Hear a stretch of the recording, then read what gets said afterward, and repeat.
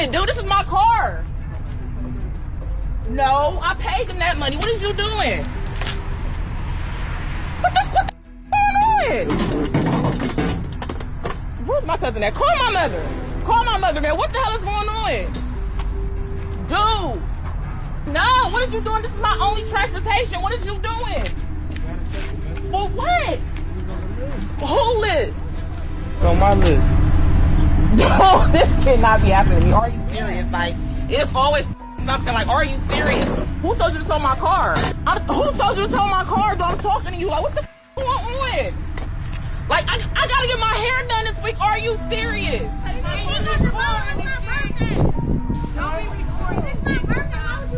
Miss, I gotta go. I'm not going nowhere. You gotta take me with you, bruh. Because I'm not going nowhere. All right, get in then. You not open this door. I'm opening this door. You're not about to take my car. You're not about to take my car. India, come on. India, let go. Give me my car. Give me my car. Like, what the fuck?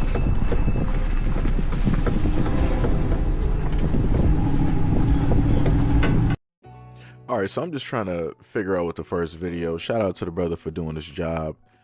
You have a lot of people that have to, in a sense, do this job. This is just what they do. This is just how it happens to go. I done watched a lot of videos of, you know, these cars and whatnot getting repossessed because people are not on time or whatnot with their payments when they know they need to be specifically on time. And the reason I'm giving a shout out to the brother because he did not overreact. He didn't try to put hands directly on or anything like that, because we were able to see specifically how the woman was in his way. She was basically within his space and she was trying to corner him and block him in so that they could have a conversation. I want to just say to people, if we flip those roles and a guy, a large, tall, muscular man, black, just to be specific, was blocking in a woman such as this trying to speak to her, we already know how the internet will go off. We already know how people would paint this picture, what it is that they would say about this man, how it is that they would crucify him, and all of these things. We already know how it would go. And if that was the case, people would be right in that scenario because it shouldn't happen. So just like it shouldn't happen in that scenario, women should not do that in this scenario. That's all I'm saying. That's all clear cut what I'm saying. Now, I'm just trying to figure out, how is it possible that this woman can have money for everything else, but she doesn't have money to be on time or ahead of time when it deals with a car that she more than likely is renting? I'm just trying to figure out where's the priorities. That's all I'm just trying to figure out. Because again, your car would not be repossessed if you were on time with your payments. You want to go out with your girls. You want to sit up there and go have fun. You want to go out there and buy clothes. You want to spend money on makeup. You want to spend money on shoes. You want to spend money on fashion. You want to spend money on hair. You want to spend money on nails. You want to spend money on everything else, but making sure that your car payment is up to date. And now she wants to try to hold on to the car as the dude is driving off. Sweetheart, let it go. It's not even yours. Let it go. You're basically leasing. You're renting at this moment in time. You don't have ownership over that car. You don't. Let it go. It ain't even worth it. Like I said, you will sit up there. This is a very hard lesson, more than likely an embarrassing lesson, and hopefully she will do better the next time. Instead of trying to make sure that she got her hair and her nail appointment, all this other type of stuff in order, make sure that you got the most important thing in order, which is that car, because you need that car to go to and from. Clear and cut. This right here is not real. They done clone Tyrone.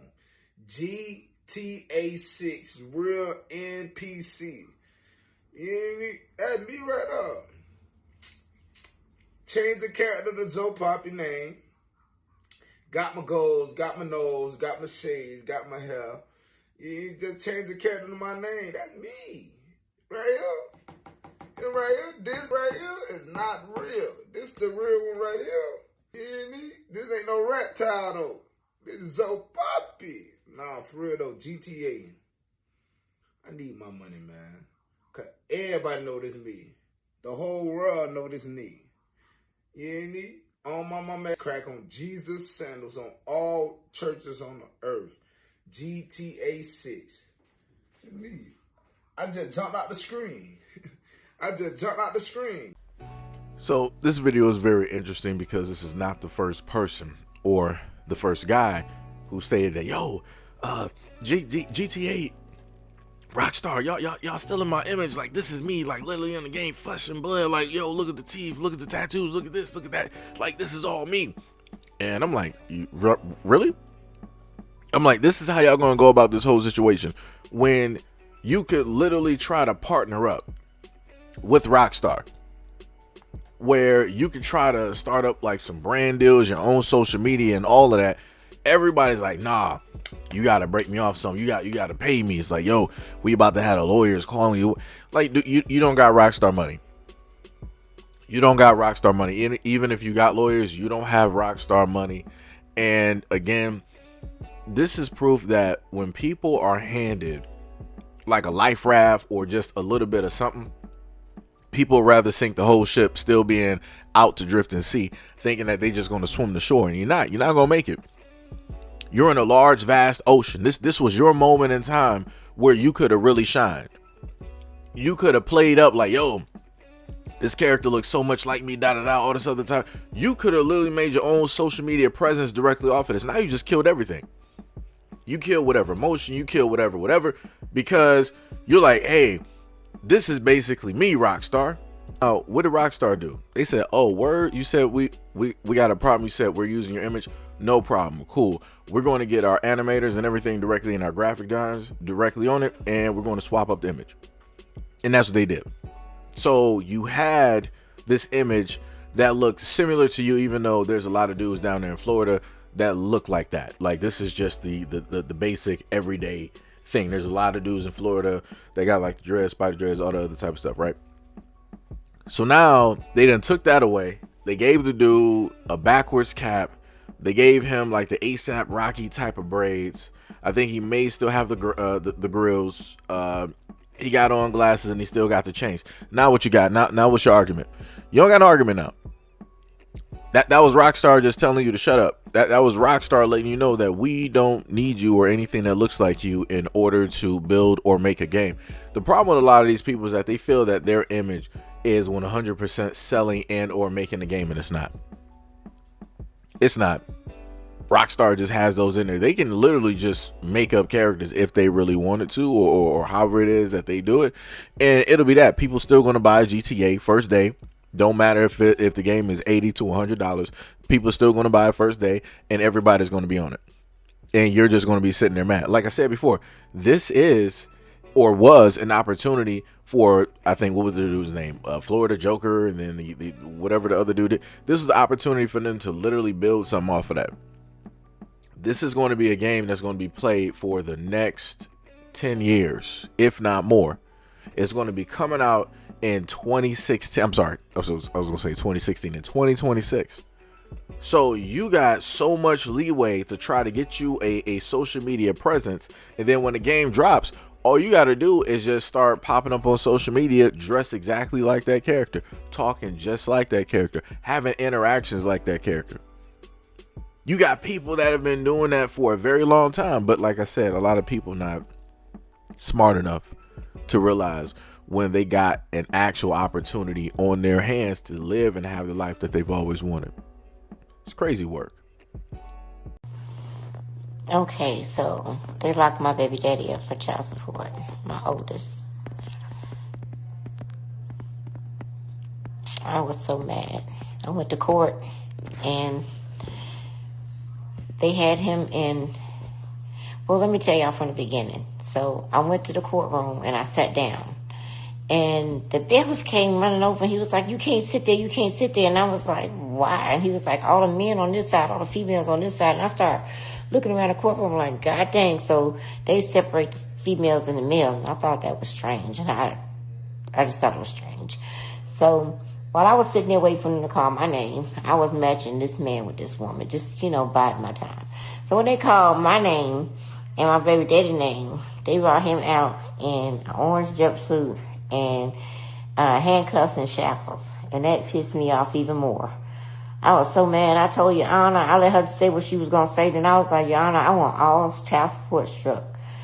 I want current, arrears, and future struck today. And the whole courtroom went crazy. It was just like everybody was talking. She had to hit the gavel and she was like, boom, boom, boom, boom. And then she was like, do you understand what you're saying? And I was like, yes. And so they took me outside the courtroom. They have 2 rooms on either side of the hallway, right after, as soon as you go out the courtroom. So they brought me in there. And I was sitting in there for a long time. The bailiff came in and he was like, is anybody making you feel uncomfortable? Or is anybody threatening you? Or do you feel like, you're under duress to do this? And I was like, no. My daughter loves her daddy. And y'all not keeping him. I want him out of there today. And I want all child support struck. So he left back out. He came back in about 10 minutes later. He was like, let me see your ID. I need to see your ID. And I was like, for real? So I showed him my ID and stuff. So when he left back out, I was in there for a while. And then he came back and I signed some papers and stuff. And when I came out the courtroom, it was me and standing outside the courtroom. And it was like, can you talk to my baby mama, please? And I was like, I don't know what to say to your baby mama, but, it just wasn't for me. My daughter loved her daddy. I didn't give a damn what he had going on. My daughter loved her daddy. I didn't need his money. I needed him, as far as my daughter was concerned. So, yeah, that happened. So let me just be very clear directly on this. You have guys out here that want to duck and try to run away from responsibility, right? And those guys should be, doing whatever it is that they need to sit up there and do. However that happens, no problem. But you have men out here that no matter however it is that they try, that they just can't seem to get there, right? They're trying to do the right things. They're trying to do it by the best means possible, but things just aren't adding up. Maybe, jobs just keep falling through. Maybe something happens on the job, or maybe it has to do with transportation or what have you, right? So this woman here stated that the father of her child was on child support, and somehow, some way, he ended up getting arrested. This is why he was in court, orange jumpsuit, while she was directly on the side of the court, right? So again, you get how the picture is painted. The courts separate the men and the women, right?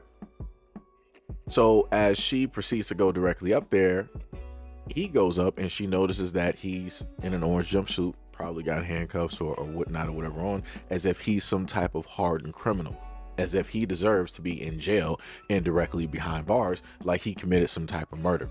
Again, this is the picture that they try to present in place in front of everybody's minds. Black man is a criminal, jumpsuit, handcuffs, all of that, while the woman is on the side, completely innocent, everything like that. So obviously he's bad. He did something wrong to be here, and she is innocent and she is the victim, and she's coming to speak her piece, right?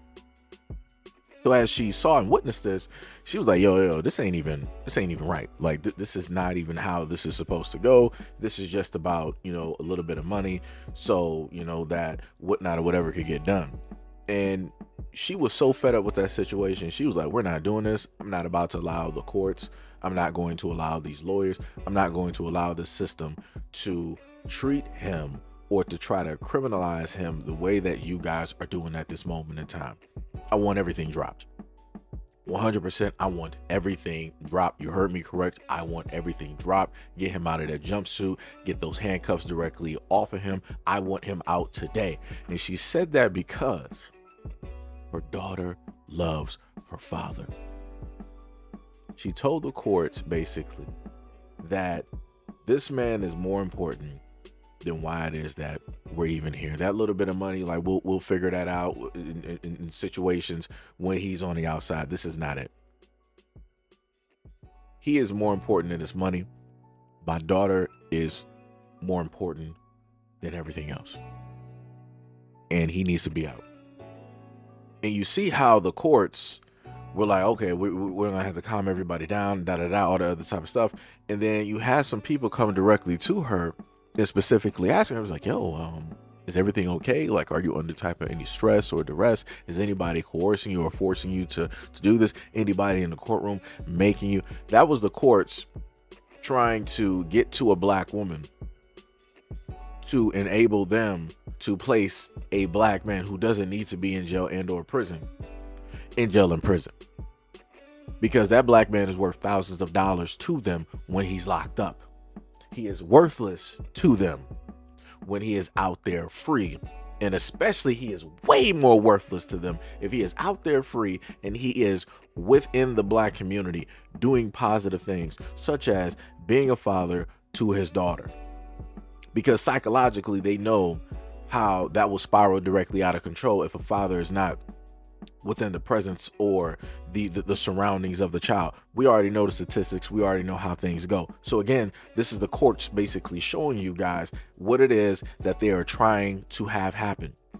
How it is that they go and try to get black women like, yeah, you need to sit up there and, and put him directly in here. It's for the best interest of you, and the child. And we'll even, try to make sure to give you more money. Like I said, I can only imagine all of the things that the courts will tell black women in order to goad them or to have them, coerce them into placing more black men directly in jail and or prison. I can only imagine the conversations, and especially if some of these women have decided to divulge informations such as just relationship specific types of information that have nothing to do with the court proceedings, and how it is that they would have those people privy to that information deciding to then use that when it comes time to get that black woman to put that black man directly in jail.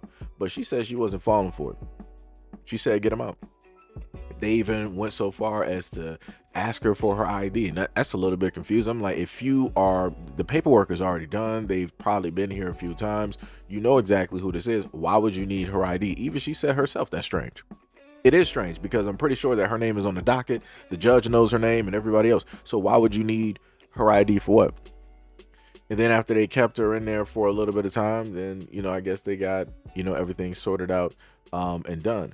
But like I said before, this woman right here is one of the rare few women who will understand and see a situation and look past their own emotions or the issues that they may have had in that relationship for the betterment of the family and that child. A lot of women are not like this.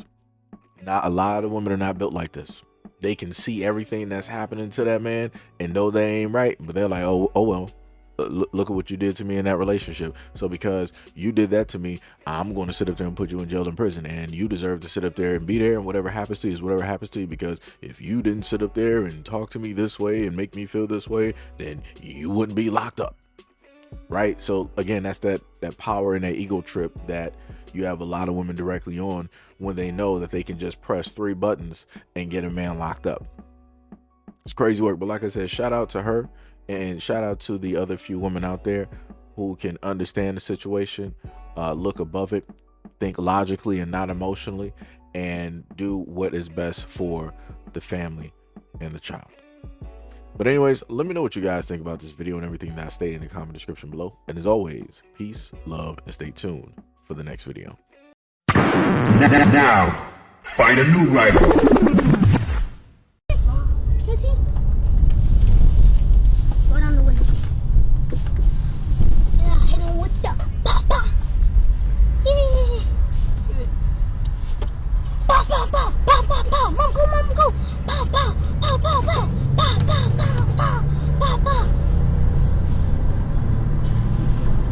What? What?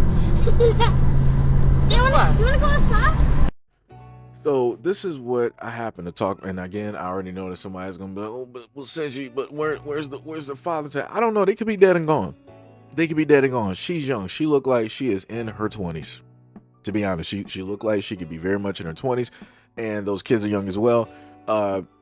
Chances are very great that she was out there messing with the wrong dudes, and them dudes could not be here. They could be in jail. So again, though we don't know where those guys are, so I ain't trying to hear nobody sit up there and tell me, but Seiji, but what about the fathers? Again, black men end up where? Right? How often? All right then. Let's leave it for face value exactly where it is. You saw the kids have like some Legos, And they sat up there and made, you know, a type of weapon directly with it.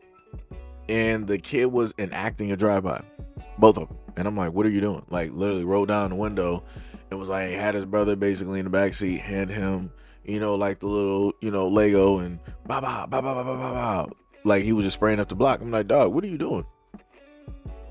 But it's like, I can't get mad at the child because the child is able to consume certain types of content because of the mother. She is the primary parent for whatever reason.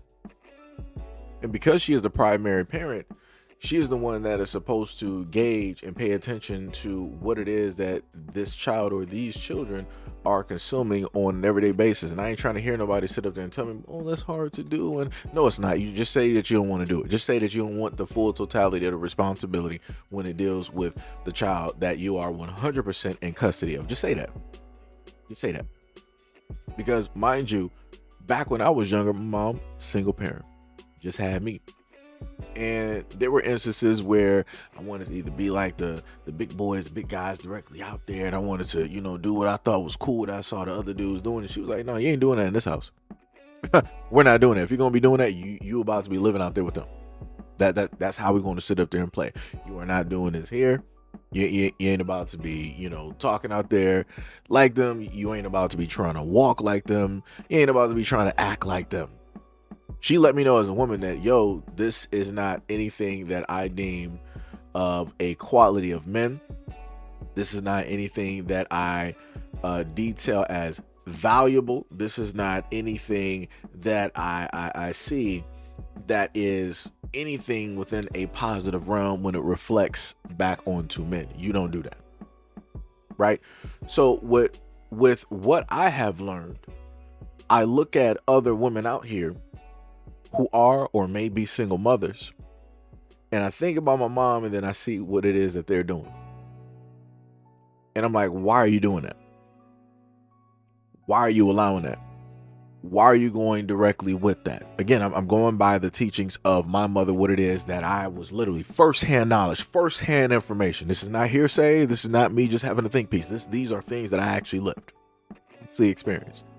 One of these days I have my mom on and I'll let her explain, you know, a lot of these things, right? She went with it to the point where when the kid was like, all right, mom, you speed up, get out of here. You literally heard the car rev up and she was moving directly through the neighborhood while looking directly at her son and out the window. And I'm like, really? Like this is the imagination thing that we want to amp up in a young black boy. Like, this ain't nothing good. This ain't nothing good. And I'm not trying to hear people say like, oh, but he's just playing. It's not that. It is that serious. Because the moment in time that you give energy or you feed into this type of negative stereotype or this behavior, it's going to breed chaos. Like I said, look at social media. Look at how these young black boys are out here moving. Look how aggressive they are. Look at how it is that they always want to fight. Look at how their first response to anything emotional, they want to pull a weapon on somebody real quick and think that their emotions justifies the actions that they're going to commit, which inevitably is taking somebody's life or maiming them, or all three. Or matter of fact, let me just go to a fourth option, which is taking a life of an unintended target. So like I said, this is why I have problems with a lot of these videos, because I don't see a lot of the primary caregivers, the parents. I don't see them correcting this behavior. And they're the ones that are filming this. It's not like the kid was sitting up there filming it. This is her car, right? This is her with the dash cam, whatever it is that's set up. And that's her basically filming it. Like I said, that's crazy to me. That's crazy to me. So, you know, hopefully, you know, within that instance, she may take a look back at the replay of the video and be like, yo, this ain't nothing positive. Like, I need to, you know, really make sure to let this be like a lesson for this never to sit up there and happen again. Like, I'm going to make some adjustments. Hopefully, I hope she tightens up, because if she doesn't, the world is going to tighten up her son one way or another.